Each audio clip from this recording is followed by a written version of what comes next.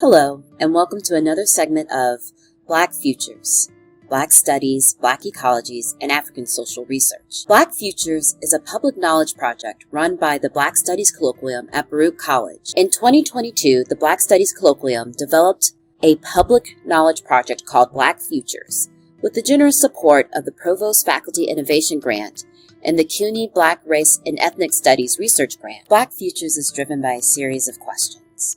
In what ways do studies in Black ecologies and innovative Black studies in the United States and across the African diaspora unfold and communicate with one another? What are the connections between ecological forms of oppression and socio-political legacies of colonialism within the Black diaspora? What kind of Black futures might we imagine through cultivating conversation and producing scholarship across sites of Black studies in North America, the Caribbean, South America, and Africa? In fall 2022, Black Futures hosted an online symposium featuring presentations from activists and scholars discussing a range of interpretations of Black ecologies. Black ecologies as thought and practice emerging from the study of geography, social history, the effects of climate change or disruptions in the social and natural world, the ways Black people have created their own environments to protect themselves. Videos of presentations, content by faculty, and our student scholars are all available online. We offer this material to encourage people to continue to develop materials related to Black ecologies and to continue to think about what Black ecologies, African social research, and Black studies may do to further our imagination and ideas about what Black futures can look like.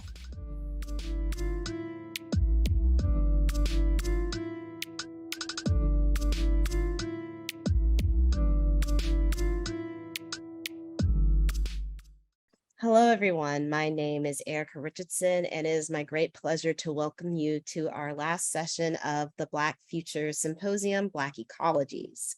So the Black Futures Symposium is part of a larger public knowledge project that we've been conducting at Baruch since last spring. Last spring, we began with Black Futures, Black Studies, Black Ecologies, and African Social Research. With this project, not only did we put on different events, but we had students respond to the work of different scholars. Topics included the history and ecologies and philosophy of maroon communities, anti-racist pedagogy, Black feminism and aquatic life, and scavenging as a means of interrupting racial capitalism. We were able to conduct this work with the generous support of the Provost Faculty Research Innovation Grant. This semester, we are so fortunate to have the support of the Program on African Social Research, or PASIRI, as well as the the CUNY College Black Race Ethnic Studies Initiative Grant, which is supporting students' response to the work of our scholars. So if you haven't reached out to your students or other members of the Baruch community, please let students know that following all of these sessions, recordings will be made available, and students will be asked to create public intellectual content in the form of blogs, podcasts, and video blogs, as well as creative and critical work, perhaps something like artwork or poetry. All of this material will be consolidated and put on a public website so that we can share this information and continue to grow and expand our thinking around these topics, especially around Black ecologies. So I will now hand it over to my wonderful colleague, Shelly Eversley. Shelly.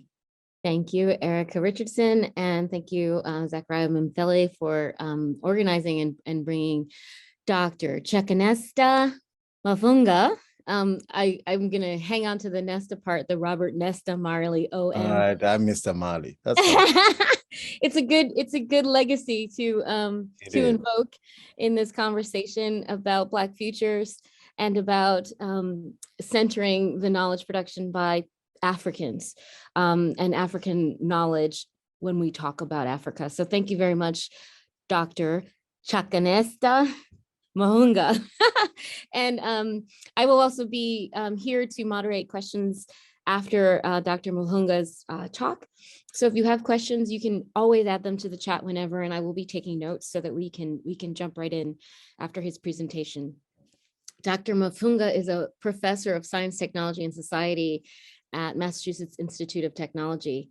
His latest book, Knowledge in the Service of and Through Problem Solving, comes out in 2023 and is the first of his Dare to Invent the Future trilogy that will be published by the MIT Press. His professional interests lie in the history, theory, and practice of science, technology, innovation, and entrepreneurship in the international context with a focus on Africa. Dr. Mavhunga joined MIT as a tenure-track assistant professor in 2008 after completing his PhD at the University of Michigan. His previous books include Transient Workspaces, Technologies of Everyday Innovation in Zimbabwe, the edited volume, What Do Science, Technology, and Innovation Mean to Africa, and the mobile workshop, The Tsetse Fly in African Knowledge Production.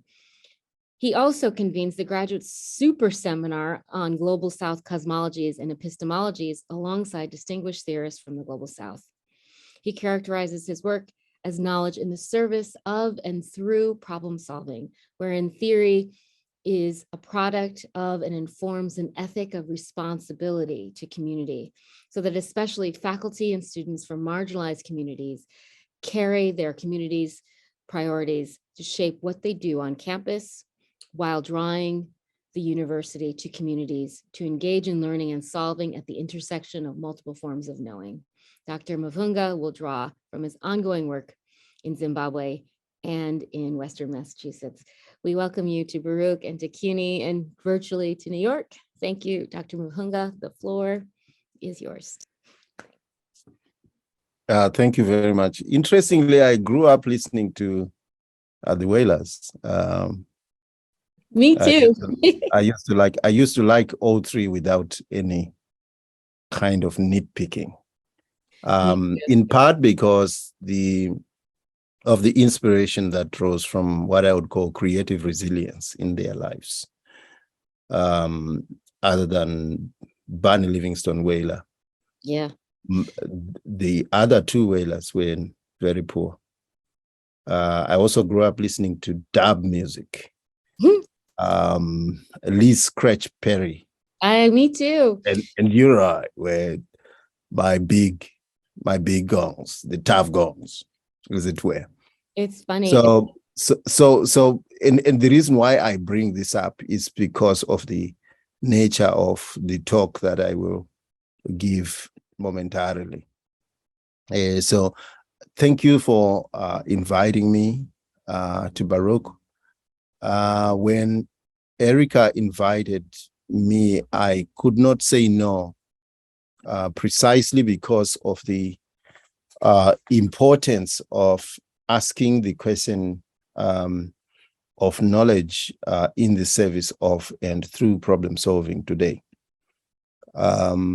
You can sense a kind of dissatisfaction with the way that knowledge about Africa and all things that have to do with the Black world have proceeded, but particularly in terms of, if you looked at, if you heard my opening remarks about the Whalers and Scratch, among many other reggae luminaries, they were able to invent a musical system that went on to influence everything we know about music from very humble origins. And so that's where I honed my skills on the dance floor, but also a kind of rebel culture around matters of knowledge. I'm going to be speaking today not just as an academic. I prefer to call myself an intellectual, less of an academic. I also prefer to call myself less of an intellectual and much more of a critical thinker, doer. In part because I believe that the knowledge we have been producing has focused too much on the academic side of things and neglected the part where we need to, if we so believe in these knowledge systems, we need to think of them in two particular ways. Number one, if it is the case that our knowledges were colonialism interrupted our knowledges, killed our knowledge, some of them, or deflected them. The question then becomes, where was that knowledge going?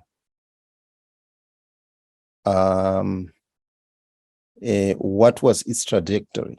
What was its state at the moment at which colonialism barged in uninvited? Secondly, and this becomes an operational question, now that we have summoned the courage to say, where was it going? Where could it go? In other words, where could I, as I begin to ponder, take this knowledge? Let's not for a moment think that writing a work of poetry or publishing a book is enough. Based on that question, it's not. That's not what I mean by where could we take it. We'll do that. But we would be going along with a very colonial framing of what knowledge is, or the ends of knowledge. So even as we write wonderful critiques about the colonial and reconstruct our own narratives, we are still limited by the fact that, or oblivion to the fact that griots, court jesters, the best poets still could feed themselves. I don't know of any poet in my Zimbabwean ancestry who just stood there or waited there to do poetry alone. Who would feed that person? Nobody. I know that this is a very uncomfortable proposition. A friend of mine, friendships have ended over this. A friend of mine once reminded me that all of it, Esemabas, all of it is work, Chakanetsa. If I write a work of poetry, that's work. I agree. At the same time, it's painful to see that things we call art or speculations that we write or paint, art that we conjure, goes on to become raw materials for speculative design and technologies that outside our hands go on to define our lives. And then we turn around and say they stole our knowledge. Question is, what did we do with that knowledge?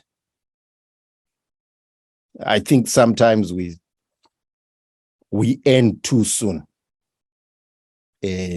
Just as the drumbeat is beginning to get exciting, just as the calabash is getting filled with our brew, and all of us are just getting ready to start beating the drum and dancing. And then as these rhythms begin to go, we end the party. I think we need to dare to invent the future.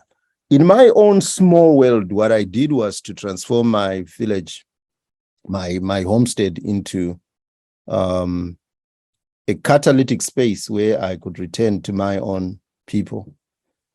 Because there is a lot of amnesia, there is a lot of skepticism about our own knowledge systems.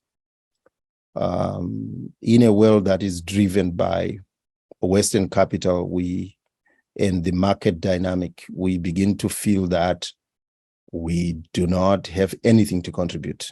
That's what colonialism said to us. And it hammered that a kind of mindset into us at the pain of the chicote, this jambok, the whip, and sometimes at the pain of death. So we take courage from the colonial trauma by realizing that even then, when death was certain and our backs were against the wall, we did not just roll over and die, nor did we just die fighting. In Zimbabwe, we defeated colonialism. So that's where the courage comes from. That is where the sense of daring should come from. It comes from the dragons that we have slain in the past.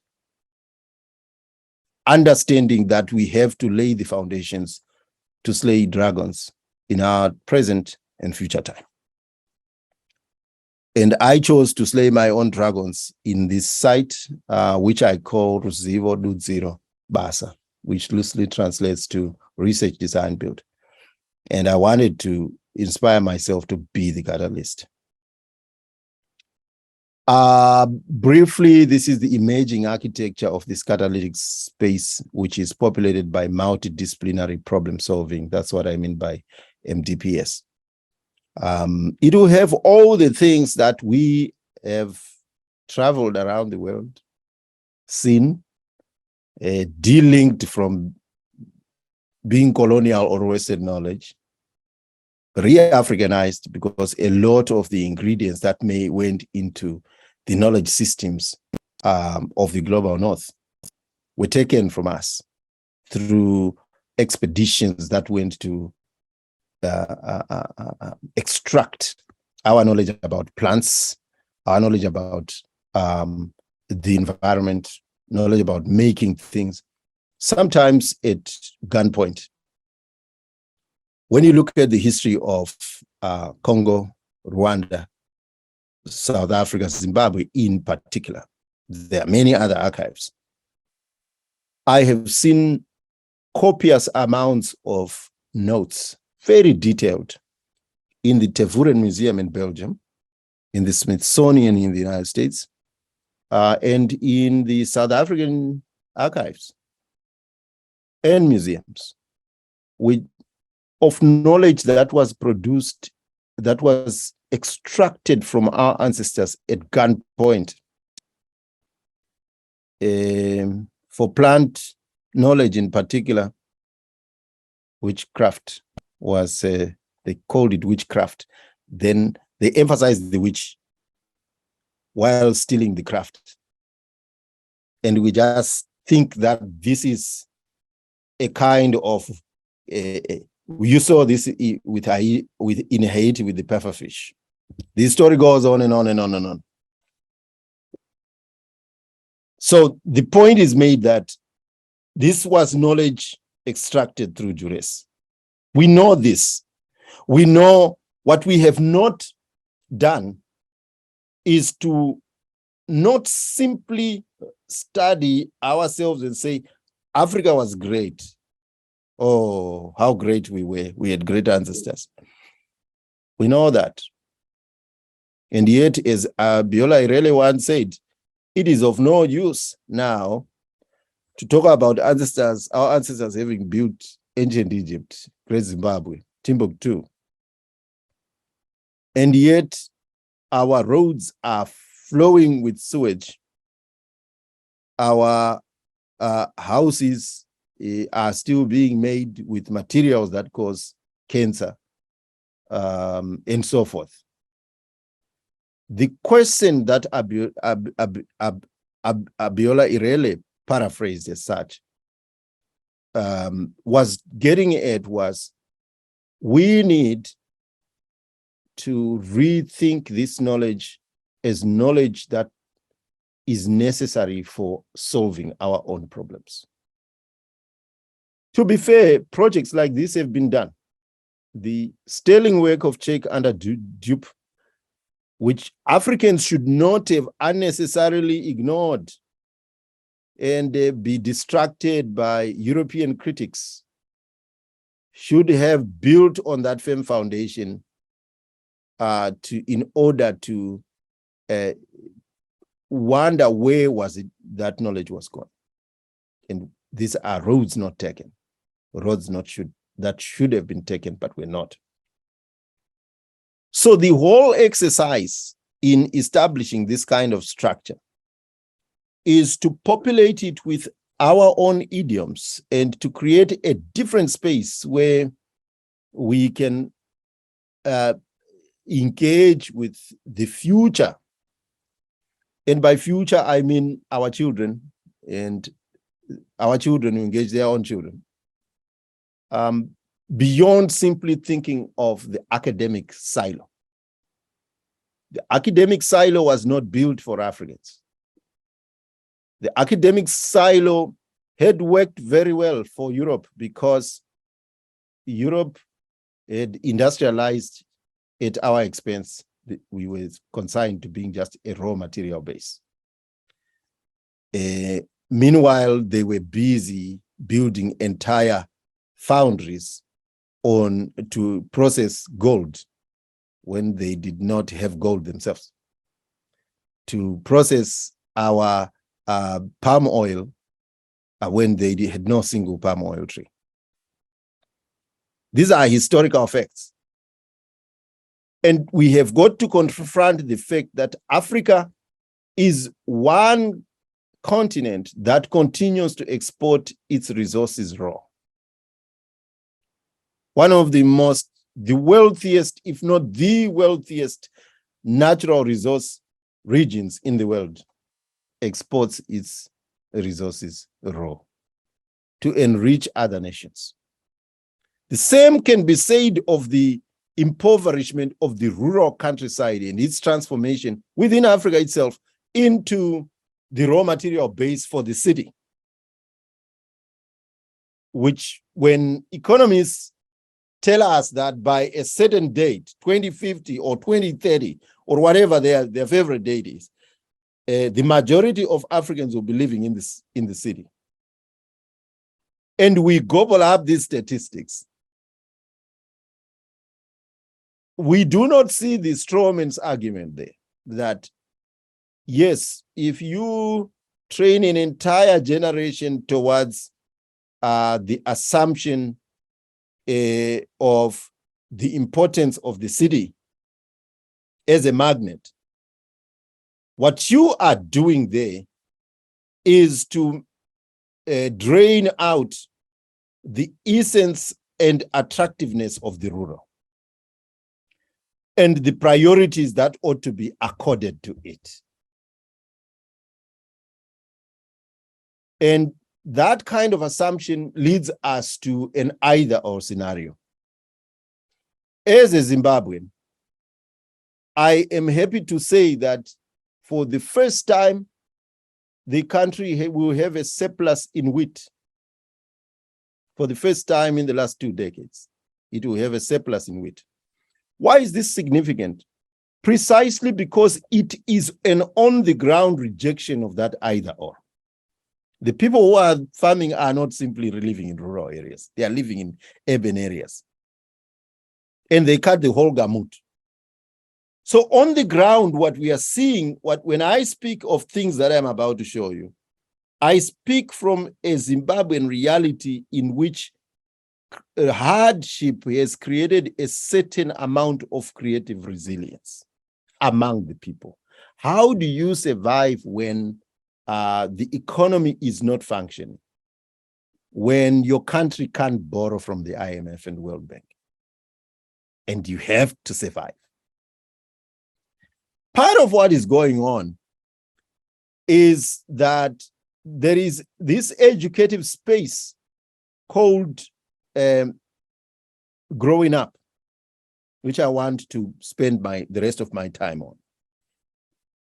In that experience, this is where the informal economy resides. It's informalized economy, not informal. Because we were told that that formal economy is the only economy, and it has to operate on a system that is recognizable in the Western lexicon. On the ground, however, you find in a majority of countries that the informalized space is where the economy is taking place. How do we explain the resilience and indefatigable nature of the rural or the everyday or the informal, for that matter? It's in view of how we grow up in circumstances that require that you either have to be resilient or you are not going to make it. That's the African majority. There will be a few who are now very well up in the city, but they are exactly that, the few. Resilience is not simply muscle. It's not having a thick skin only. There is that. But it is anchored deeply and is downstream of what one would call creativity, hence creative resilience. And so with that background, I am going to briefly orientate you to where I grew up, and then I will shut up and then just to show you the slides. This is an African's rethinking of immersive technologies. And I want people to communicate with the images and to read the text that accompanies it. This is where I grew up. That's where I did a lot of things. It's in central, northeastern Zimbabwe, and Zimbabwe is just north of South Africa.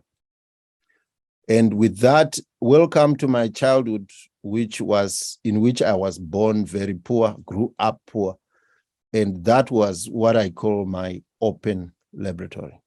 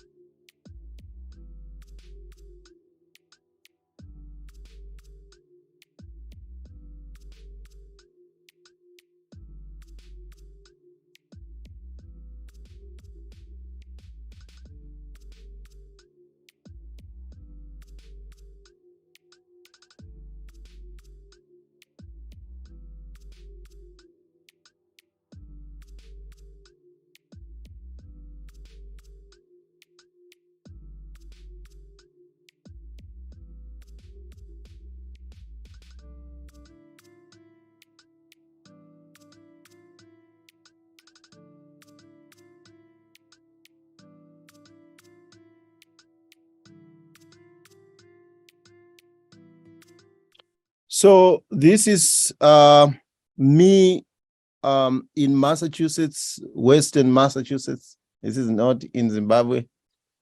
I am an avid farmer, and I'm now at a stage in my life when I'm trying to combine my passion for farming with my ethic of responsibility to community and to inspire young people to realize that for marginalized communities, to particularly historically marginalized communities, to succeed, they have to play the leading role. Government programs alone are not going to do it. In Africa, certainly, donors are definitely not going to do it. In fact, what we are seeing in some countries like Zimbabwe, we are seeing much closer scrutiny, part politically expedient, but also if an effect to streamline how these agencies do what they do. We have seen a massive erosion of self-reliance since the times I grew up in the 80s to a present time where if you go to try and initiate projects, people will simply just think you're coming with the money and they sit there and expect to be paid. This is the kind of a kind of amnesia that, and in the kind of deflection of our knowledge and practices that I was talking about earlier. So why maize? Precisely because the one thing that Africans eat very well is maize from home. This is not sweet corn. It's the less sweet or non-sweet variety that my father used to farm a lot in Zimbabwe. And he would mix things, do a kind of genetic modification in the field by mixing different bean varieties, different kind of maize varieties, different types of nuts, etc., etc., etc. And so I am simply trying to bring people of African descent, and not just that. I have noticed now that this is a way of building bridges across the entire Global South. It exemplifies what Global South means in terms of taste, by which I define Global South not as a geographical, physical location, but people who have been marked by the colonial, by the legacy of colonialism, racism, and slavery.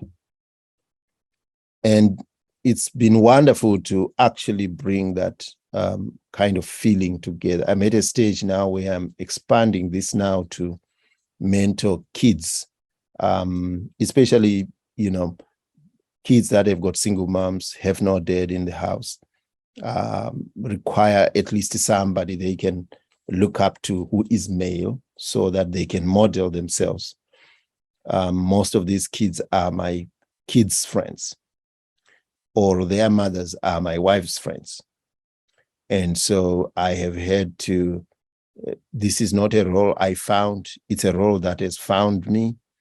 And I'm in the process now of seeing if I can work with local schools where these kids attend. Some of these schools do not have after-school programs. Those kids, when they leave and they go home, they don't have a parent home because parents are working 3 or 4 shifts, sometimes almost non-stop for 24 hours. And so this becomes a space where, through farming, you can begin to mentor kids to believe that there's another kind of fun that can be had. If they take a can and do the that's fine. And then they take all these vegetables. Mom is coming back from work.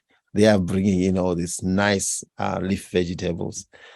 They will feel like, yeah, they are contributing to the household. Not just boys, girls, every little kid should not be left behind. All right, I will stop there for now. And then if I need to elaborate, I will do that. But the key thing that I leave you with is I am worried that I teach engineers. They can breeze through an MIT education without actually knowing the purpose for which these tools, the immense possibilities these tools could be deployed to. Those that take my course always end up saying, I wish I had taken this course first, because then I would know exactly what type of courses I need to take, because these are instruments that I need to change the lot of my own people. I believe that our education system does not instill a sense of responsibility to our communities. The consequence of it is to assume that for some reason students will find this somehow when they grow up. And part of what I'm trying to do is to reframe my approach. And this is where I end up.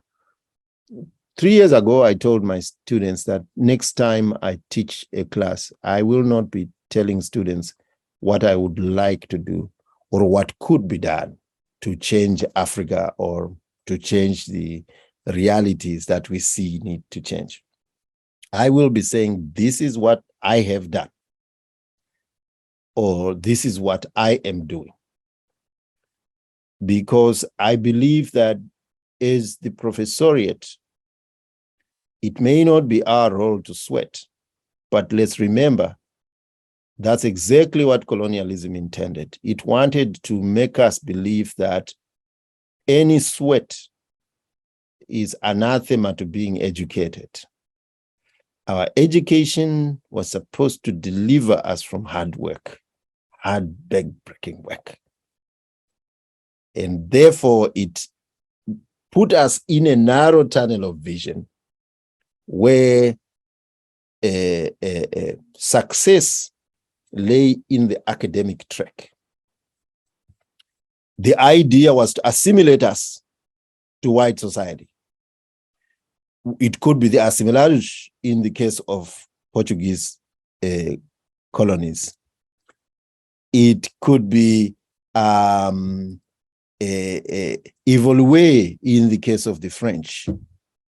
It could be anything. The case is made that it was designed to lift us away, uproot us from our people, place us in suspended animation,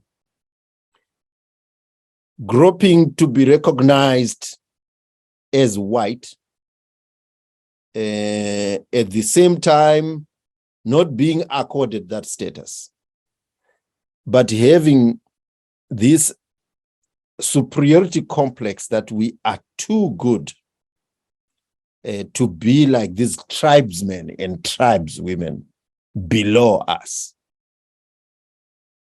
My career and my legacy, I wanted to be remembered as one about trying to attack that kind of self-mortalizing, to quote D.A. Masolo, self-mortalizing, self-harm kind of mode. Thank you.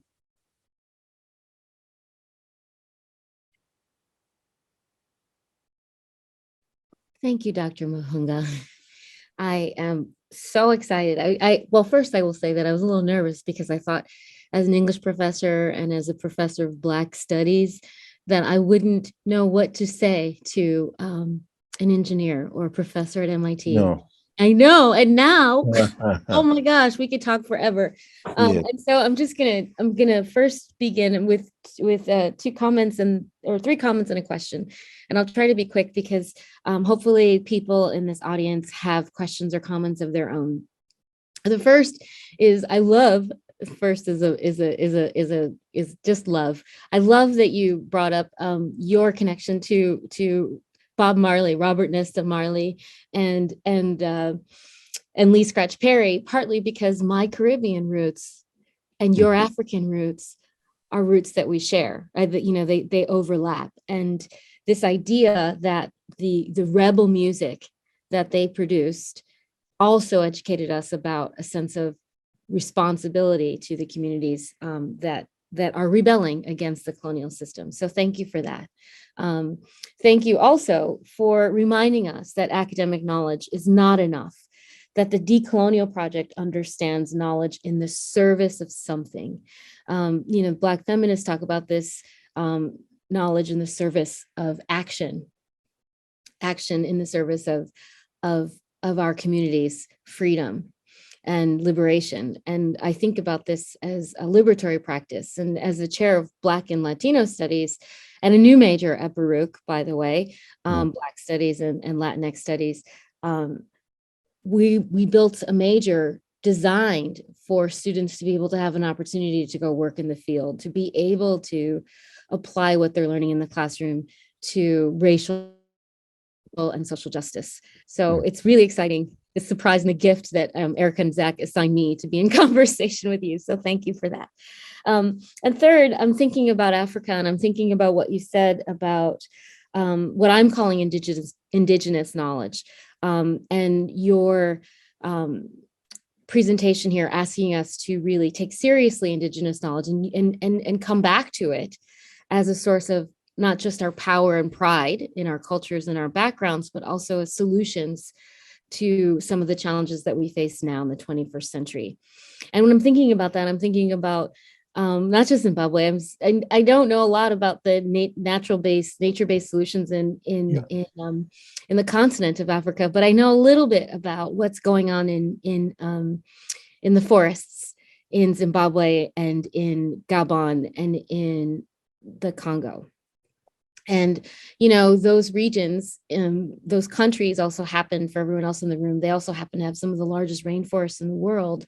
And those trees also house some of the most protected and rare animals in the world and plants in the world, and the knowledges that come from interacting with those animals and plants.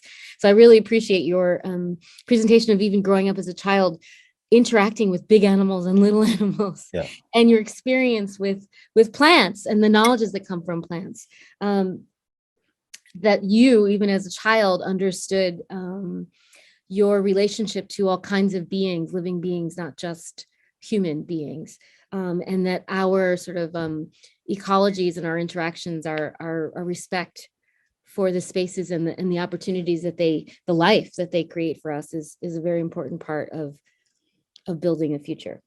So I wonder if you could say more for us about how we could how across disciplines we can start to recognize indigenous knowledge or local knowledges as part of our solution-based practices across the disciplines, across not just engineering and science, but also, as you mentioned, poetry. Thanks. Part of the reason for establishing the Global South Cosmologies and Epistemologies initiative was to question the premises for the discipline, and the discipline as a space of control, which is circumscribed by certain codes of knowing that were established without our invitation to the conversation. Yeah. And part of what I've spent my career doing is to say, since we have not been invited initially, and we take that as, to put it mildly, as a discourteous historical event, Now that we are there,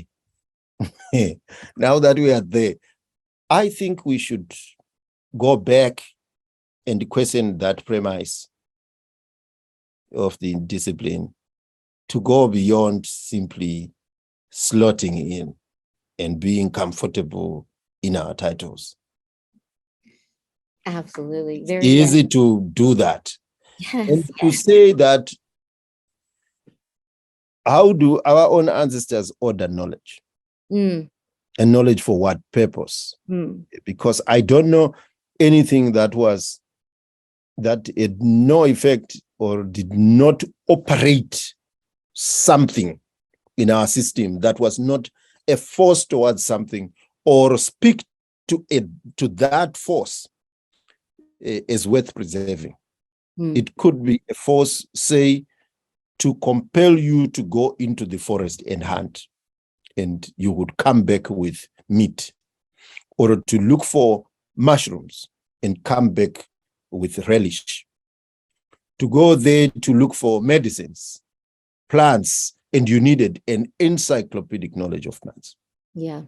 That knowledge is worth preserving and can only continue to flourish only and only if it is practiced and it fulfills a real material purpose. The basis for inventing the religions we invented for ourselves, the spiritualities we invented for ourselves, was to address a very specific material need to live. And most of the technologies that we assembled were driven by, given operating principles by that spiritual ordering. How we look at the world. We can't just set aside our belief systems, our myths, and take only the myths that, the taboos that drive the space in which women make pots, for example, pottery, or men make metals, both being processes of turning dirt into technologies. We can't just say, oh, we don't want this crazy stuff, as they call it. Those that, and when I say they, I mean people who know absolutely nothing about African originated or indigenous cultures. Nothing, zero. They are armed with nothing other than their biases and their lack of education about other people's cultures, because they are not immersed in those idioms. We, on the other hand, are privy to our own knowledge systems, the knowledge of self, and self as communal, not individual. We know ourselves, and we are coming to other cultures that have hegemonic tendencies, and we have pillaged that archive as well, imbibed everything it has to offer. We have been there, we bought the t-shirt, there is nothing to see there. We have set aside the biases that constrict it into a Western knowledge system or a Western and white knowledge system. Yes. And said, yeah, I'll take that, I'll take that, I'll take that, I'll take that. The same move they made yesterday. And but we are not colonizing anybody. Right on. It's funny what you're, So what we are saying here is that when we talk about these issues, we should dare to generalize them to a much larger swath of knowledge systems and why they have to be reconfigured. I am simply worried that we are still knowing in the frame, we are trapped in the Western and white-centric frame for the reasons why we want to know. to write a book, bamboozle the audiences, publish, get tenure. And so that's our day job. Let's do that. But what beyond that? Yes, there's some really lively comments in the chat. Erica and Angie are noting that you emphasize, they love the way you emphasize the witch while stealing the craft.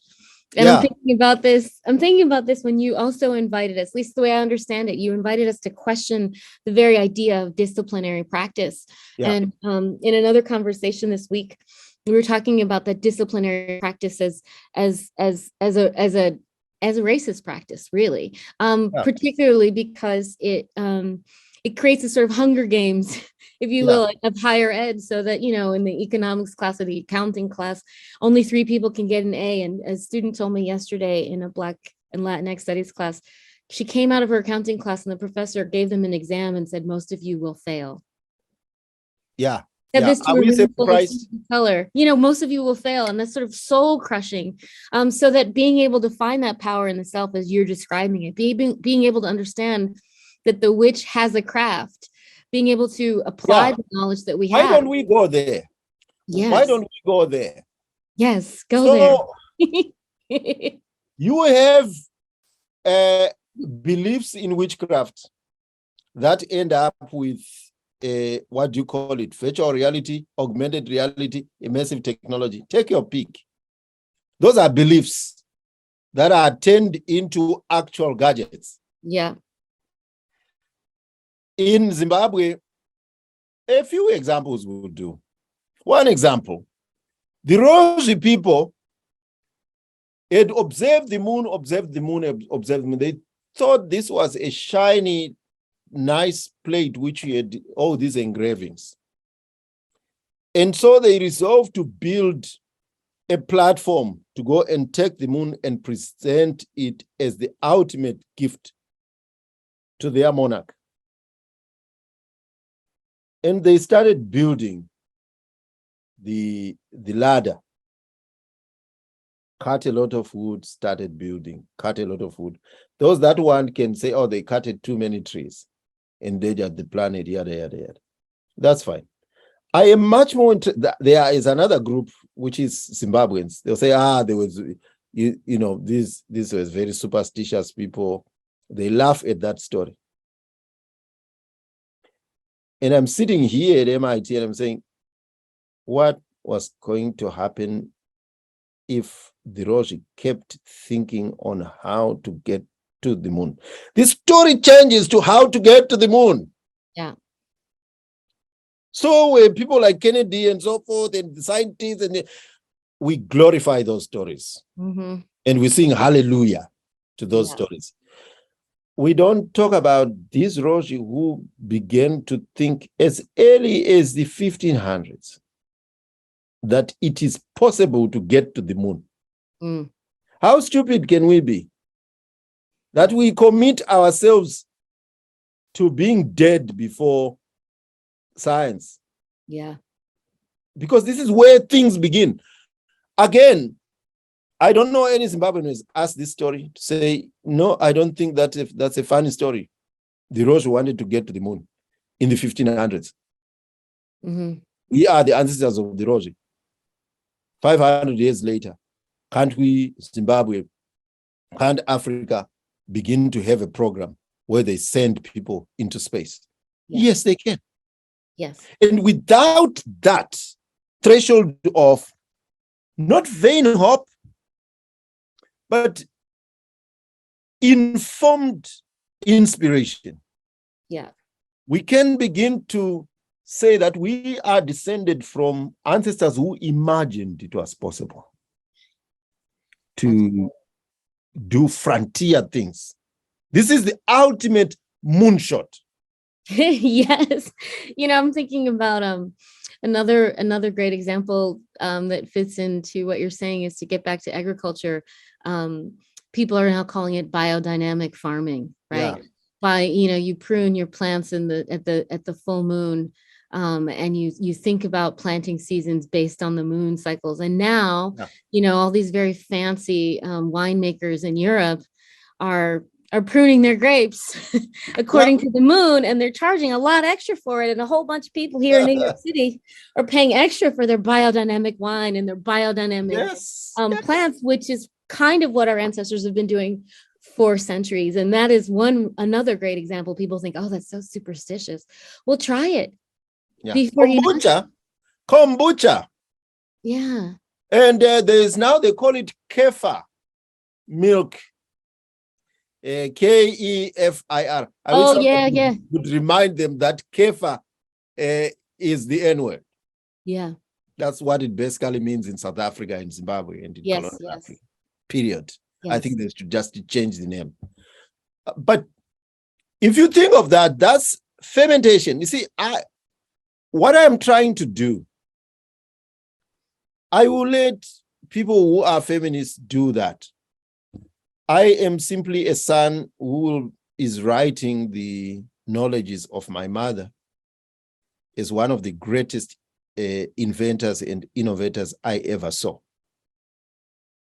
Why? Because I need my daughter and sons to realize that they are descended from a great woman. Because she was a brewer of beer. She was a fermenter of things. We talk about, anaerobic bacteria, aerobic bacteria, and all this stuff. Bring a mountain of stars on top of it as words. We don't care. She did these things in practice. And they called it yogurt here. And to hide the fact that this was a fermented milk. And we do not see that what we got there were the contents. This is where I don't understand we Africans. This is why I'm going back to this stuff. And why my new book, Trilogy, is dedicated to young Africans, home and abroad. Because we are eulogizing the content, kombucha, kefir milk. We are not talking about the container that made it all possible. And the process of how you arrive at all this fermentation and how you go through brewing all this beer and it achieves an alcoholic content. Yeah. And we just think, oh, the day will always shine, so what? No, the day is not going to shine on Africa. Africa is more like, somebody told me today, Africa is like a sunflower. It follows the direction of the West. Osman Sembene once said this. We don't see our own sun shining from our own knowledge systems. The act of producing a pot and the pot, the manipulation of all these room temperatures in order to produce favorable conditions. Let's go into science. Favorable conditions for fermenting, whether it's grain mixed with this, a malt prepared under very specific conditions of immersing it in the river for specific periods. This is my mother talking. Taking it out, taking it to what is called ruware, this flat rock, and putting it in the sun to dry. And then roasting it for a little bit. And then, why did they do this? At each of these meticulous phases. Yeah. Until you get a very specific taste. A taste that, along with music, was the fabric that wove our societies together. Yes. What about that? Now, these days, I see a lot of people that are now commercializing this and making it personal property. Yeah. I think what we need to resolve is that Africa, one did not think in any society that I know It wasn't a sum total of individuals, but individuals were elements of the communal. As they would say, and Senghor would say as well, communal, yes. Collective, absolutely not. Because the West begins with the individual who collectivizes out of insecurity. Africans tended to be communal, and individuals were always accounted for in view of everybody's welfare being the fabric that weaves society together. That's really great. Thinking about community, and there's so much to say. There's this, the chat is getting lively. So there is a person named Thembo Rabson from Uganda who writes that he is Ugandan, and he's describing his history is similar to yours. And in Uganda, grassroots organizations are facing its threats from government. And his government has gone an extra mile of silencing anyone who advocates for protection of ecosystems and climate change mitigations to the extent that at times where disasters occur due to impacts of climate change, and organizations that try to give emergency rapid responses, supports are targeted and most times tortured and unable to proceed with the work. His question is, what advice or approaches can you recommend for us, the young climate change activists, to use in order to escape from threats from the state? Right. I don't know what strategies they use. I'm not here to prescribe. I like Sankara once said, I don't come to you as a prophet. I don't bear any truths. By the way, I actively encourage young people to read Thomas Sankara. I really do. Thomas Sankara? Thomas Sankara. Can you spell his last name? The book is called Sankara Speaks. This is the way I took the title from my new trilogy. It's called Dare to Invent the Future. So you are saying I'm not a bearer of any truths. I'm simply I'm seized with just trying to create a society, conditions for the happiness of the people. That's the world I'm trying to create. I love that. Happiness. This is something too, yeah. People talk about Black liberation, not just in Africa, but globally.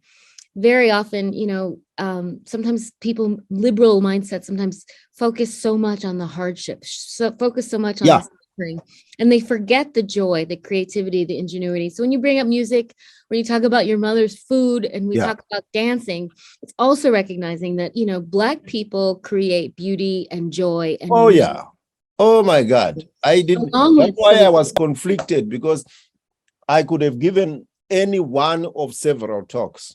Yeah. Because of the need to be happy. I'll answer that question. I went to northern Uganda at the invitation of a friend who runs a non-profit that he founded. Went through the western side until we got to Lira, just off Gulu, where the Lord's Resistance Army was operative. My purpose was simple. I wanted to go there and drink taste of beer brewed by the mothers there that brew this brew. It was wonderful. It reminded me a lot about my mom and what I could have done to mix these two archives, no longer as archives, but as two communities that were practicing this knowledge, and to share brewing styles, even to mix, to share materials for brewing. The imagination was as far as the eye could see. Here's what I think. I'll be very blunt about what's going on in Africa, not just in Uganda. Number one, for the longest time, some of us engaged in critiques of the political situation. We were forced into a situation under the regime of our late president, whom you cannot judge from start to finish from one location in time or in terms of perception. There is the Robert Mugabe who sent us all to school for free. We had the best healthcare system in the world, etc., etc. Then there's the one who, after 1995, took a different path. But the point is this, that we, as academics, most of them were trapped into this. There is a tendency to then join politics so that you can be seen to be coming back home to fight the good fight. That's fine. Then there is the part where you care for the people deeply, care for your area deeply. But you also oppose very, very viciously the incumbent government. The odds of you being able to reach and partner and be in solidarity with the people you care for becomes compromised. You are not going to be able to do your work freely because it is already marked as oppositional. Part of what is happening with African academia has been that we have overwhelmingly had most of us are critics who do nothing, and doers who are not critical thinkers. Whereas what we need on the continent is people that do both. My experience in Zimbabwe has been that it's easy to criticize on this side. It's very easy. If you are going to be a critic of government, they will just shut the door in your face or shut you. We still have in Africa a situation where people don't knock on your door to ask your vote. They may actually beat the vote out of you. It's a choice that we have to face, that those are the conditions under which we have to make impact. The politics is not going to be right before we start being innovative agents and catalysts, period. At best, we can be part of the catalysis, but at the end of the day, we must realize that we can't both be critics of government and expect them to open their doors to us. That can't happen. I'm not saying that's what the question from Uganda is concerned with. I'm just saying in my own life, I took the decisions that I want to go and operate in my own little village, where I come in now as a fairly elder. I didn't just get tenured by MIT, the people tenured me. I tried to insist that they use my first name. They refused. That we are tenuring you now, in case you did not know. So that's what it became. I advise my counselor strategically. This is where it becomes interesting. I give him strategic advice on the technical questions and the approaches, the kind of diplomacy that you need in order to achieve impact. I don't have to be the leader who is visibly the leader. I am the force behind the leader who is visible and building a constituency in the hearts of the people. We have to rethink what we mean by action. It's not always critique. It can be very deeply practical things, like going back to tell them that, look, from what I know of engineering, all those, round passageways underneath the bridge where water comes through, designed after independence to avoid flooding for days and to drain the water quickly, have had the consequence of creating a desert where we used to have, if water clogged, it would block the arteries, the water table would rise, and we would have springs flourishing. We have got to influence the government from our village and our ward to change this. Yeah. It's from the village that I've been making impact, including on government policy.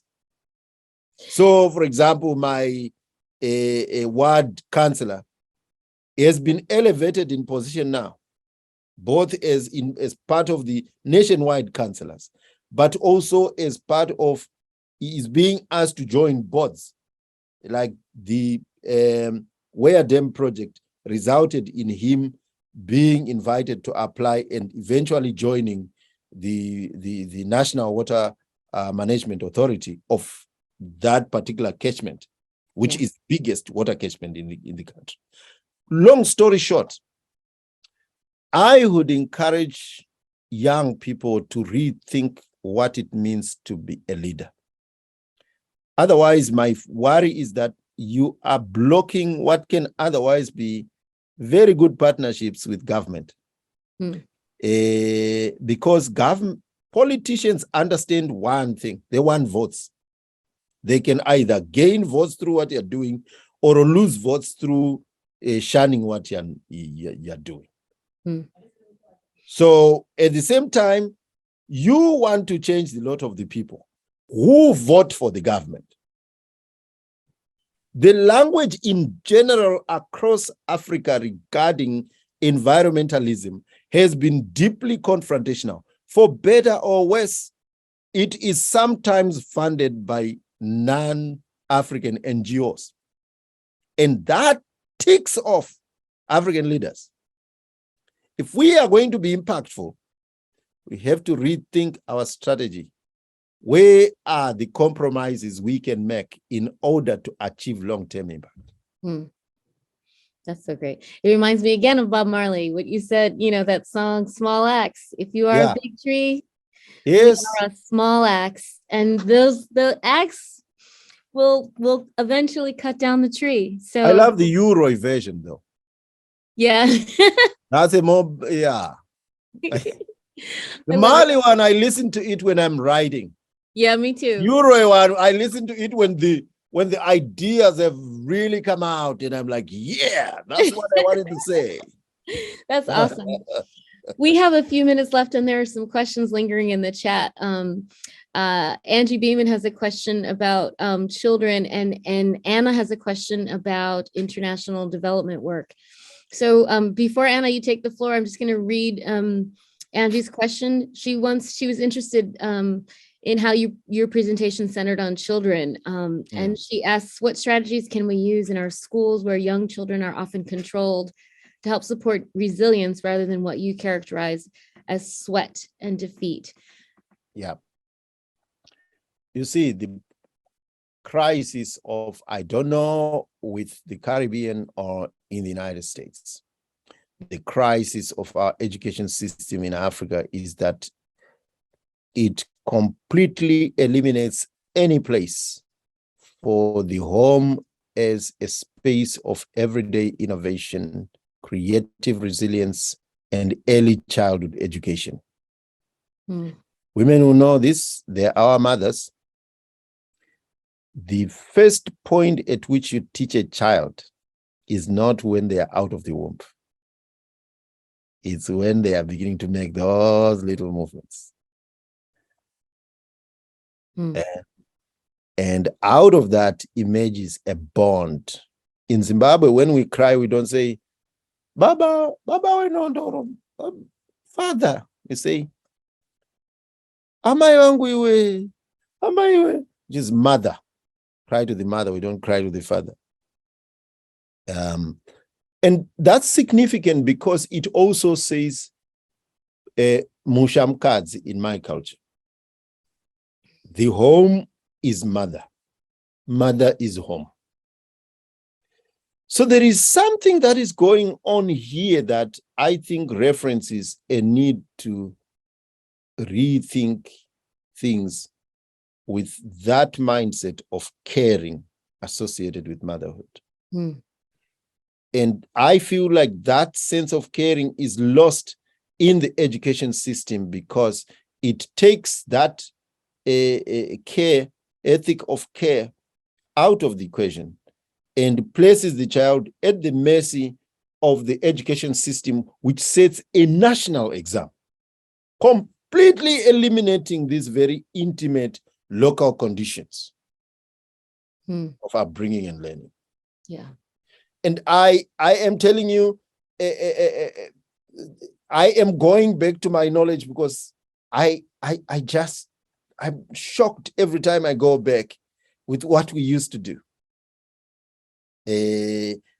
Very interesting modes of chemistry, like making bird lime, rubber, out of rubber trees with just fire and a bit of oil.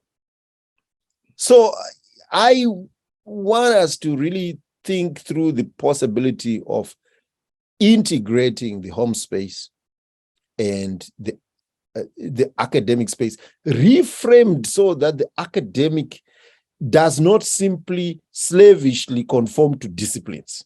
In Zimbabwe, we are beginning to see the breakdown of history itself. It's beginning to be more about heritage studies.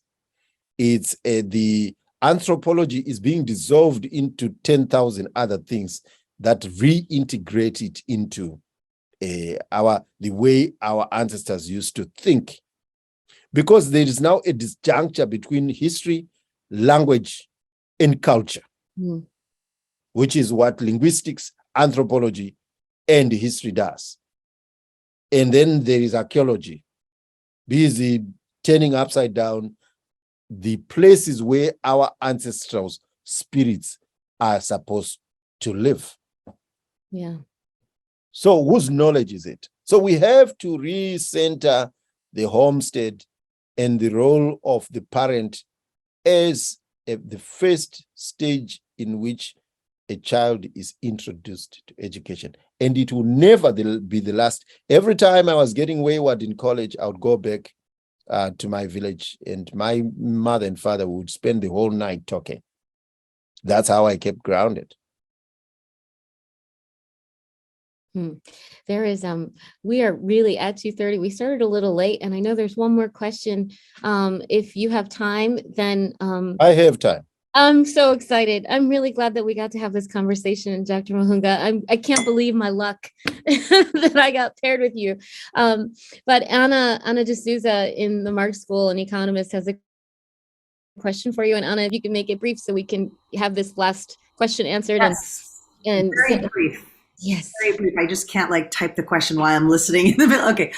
So I'm a development economist, and what I'm curious about, I mean, you've mentioned a little bit about how your approach has been very narrow and local, right? You're going back to that. You're starting from that, from where you grew up. I'm curious as to some of the, let's call them liberatory, or what you've described here is a really, it's a very anti-white supremacist, anti-colonial. There are these other larger kind of forces that you're tapping into in your discussion here. And I'd like to know, if for the development community, the international development community that has been, come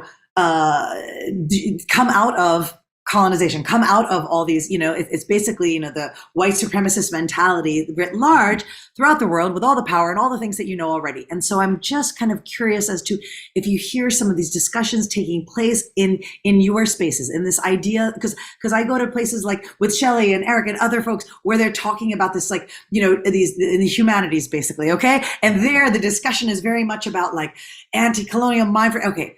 I don't hear that happening in economics or development economics. I don't know if it's happening in engineering, but since you're in that space, I'm just curious as to, in the spaces that you're at. I know you're at MIT, but when you're in the continent and, you mentioned Zimbabwe education there, I'm just curious as to if you can give me, at least as an economist, a little bit hope that there are some of these discussions taking place, that we're not continuing to replicate the same things, even though we're talking about more participation at the local level. Yeah.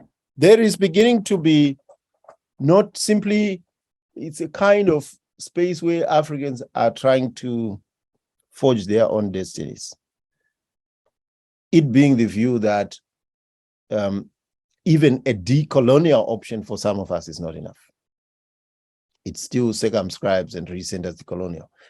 We, in a panel that we did for videography in the hands of the people with artists, we chose not to talk about colonialism. Because we felt we understand these experiences. They have weighed us down. The moment we start doing that, we become the victim, and we talk from the victim perspective. When there is a lot that's already happening in which people need a sense of guidance and grounding so that people understand what they are doing locally is important as exemplars globally or across the Black world or across Africa. So there is a sense in which people are beginning to be fed up with the education system on the ground. What's causing this mass unemployment? You go, you graduate, you have a PhD, you have a master's, you can't get a job. It's an education system designed to put you in the line to get a job. It's not anything you can use anything for. World Bank, IMF will come and say, yeah, we need you to train more STEM. Great, wonderful, wonderful. But unaware that even here in the United States, at MIT also, there has been a strong pushback now to say STEM is not enough. Without caring, some of us think without an ethic of responsibility to community, there is simply no way an engineer will not be anything other than a glorified mechanic. And a mechanic can sort your car. But how many engineers in Africa have invented a car? The cars that you hear being invented, most of them are just in France for Silicon Valley or white money. You go to Nairobi, you think you are in Wyoming, a very white place. What's going on there? Because people are tapping into it's Silicon Valley money. It's Silicon Valley money. What will happen when the lights go out? When like in Zimbabwe, we saw there's deindustrialization because you are now taking back the wealth and putting it back to local people. There will be capital flight, and you'll be left clutching at figments of a bygone era in which you never controlled anything. Right on. So I want to see a kind of economic focus. And this is coming. You are not going to stop Africa because we are already, if not there, very soon, the youngest population in the world. That's really the rest really of these continents are going to run out of labor. And what do you think will happen? So if we are not careful, we are going to end up being a vast reservoir of cheap labor. Yeah. And we Africans have to start thinking about that as priority number one. If we are going to be overseas, we should now be thinking, just as in the 1950s, 60s, and 70s, about a connected one struggle. It doesn't matter whether you're in Harlem. It doesn't matter whether you're in Paris. It doesn't matter whether you're in Senegal or in South Africa. It was one struggle for the emancipation of the race. There was a time when we have been distracted. We are probably still very distracted by these very internal, in my sense, very particularistic battles. Some of them are designed to scatter us so that we don't have a large force. Africa has 54 countries now. Whenever we appear to be speaking with one voice and moving towards one Africa, one or two leaders die. So we have to think about these dynamics, but I refuse to think about what outsiders are doing in Africa. I don't care. I care very much about what we Africans are doing to ourselves by allowing outsiders that to have this power. Right on. That's something in our power to solve. Even in the United States, we can begin to impact what happens in Africa. If we want change in Africa, we can demand that we want change. We have a lot of money that we are sending to Africa. Of course, people say, our family will starve if we do not send money home. Okay, I get that. And I'll end there. That is fantastic. And it's really inspiring. And I appreciate you very much. I appreciate your directness, especially when it comes to self-determination, not just for African peoples, but for all of us as we stand here thinking about Black liberations. And I say liberations plural because every continent and country has different needs, but the fact remains self-determination seems like the common denominator, and trusting the knowledge that comes from within. So thank you very much. I'm going to pass the mic to our host, Erica Richardson. And thank you, Dr. Mavhunga. It was an incredible pleasure to be in conversation with you. Thank you. Absolutely. I just want to echo what Shelly said. This was such an incredible conversation. And actually also say the thing I'm walking away with, thinking about just that movement from recognizing what happens in the home, what your mom is doing, what mama's doing. It is a form of knowledge production. You know, can also, in recognizing that, where are our open laboratories? That's what I keep thinking about. Where are open laboratories? How do they emerge? How do we recognize them around us? And I think something else that really resonated with me was that care can be a route for that. Care and happiness can be a way of creation, of building these structures and sharing this knowledge in a community like the one we're building with this series, with the symposium, and in this digital room. So again, I just want to thank everyone so much for coming out and say that there will be recordings of this made available. Thank you so much, Dr. Mavhunga, for your work. This has been a brilliant, exciting presentation. And on that note, I'm now going to stop the recording.